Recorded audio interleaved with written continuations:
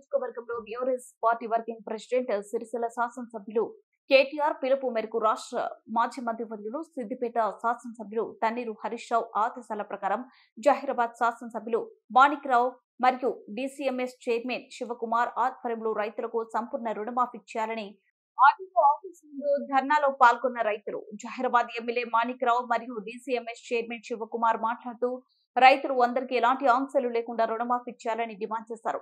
BRS working president KTR పిలుపు మేరకు రైతులకు 2 లక్షల రుణమాఫీ చేయాలని ఉద్యమిస్తున్నాం. రేవంత్ సర్కార్ పై ఉద్యమిస్తాం. 14 ఏళ్లు పోరాటం చేసి కేంద్రం మెడలు వంచి తెలంగాణ రాష్ట్రం సాధించాం. కేసీఆర్ 10 ఏళ్లు అనేక పథకాలు ప్రవేశపెట్టారు. మాయ మాటలతో రేవంత్ రెడ్డి అధికారంలోకి వచ్చారు. డిసెంబర్ 9న 2 లక్షల రుణమాఫీ చేస్తామని మోసం చేసిర్రు. 6 గ్యారెంటీలు అంతా ఉత్తదే. ఈ కాంగ్రెస్ ప్రభుత్వం అన్ని వర్గాల ప్రజలను మోసం చేసింది.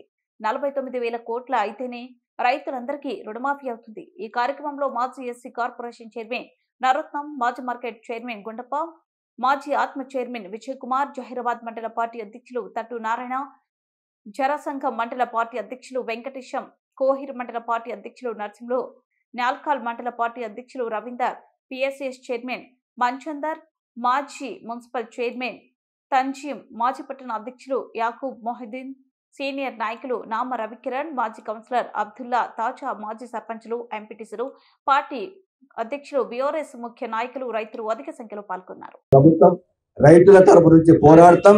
మీరు ఇచ్చిన మాట నెరవేర్చవలసిందిగా నేను ప్రభుత్వాన్ని కోరుతా ఉన్నాం. ఇది ఏదైతే రుణమాఫీ అన్నాడో కనీసం ప్రతి ఒక్కరికి ఎటువంటి ఆంక్షన్ లేకుండా, ఎటువంటి కండిషన్ లేకుండా ప్రతి ఒక్కరికి నువ్వు ఇస్తాన్న మాటని అడుగుతున్నాం. మేము కొత్తగా అడుగుతలేం. నిన్ను ఎవడు అడిగిండు? అడిగినా ఎవడన్నా 2 లక్షలు ఇవ్వని? అడిగినా ఎవరైనా 2 లక్షలు ఇవ్వని? కానీ నువ్వే ఇష్టమన్నాడు.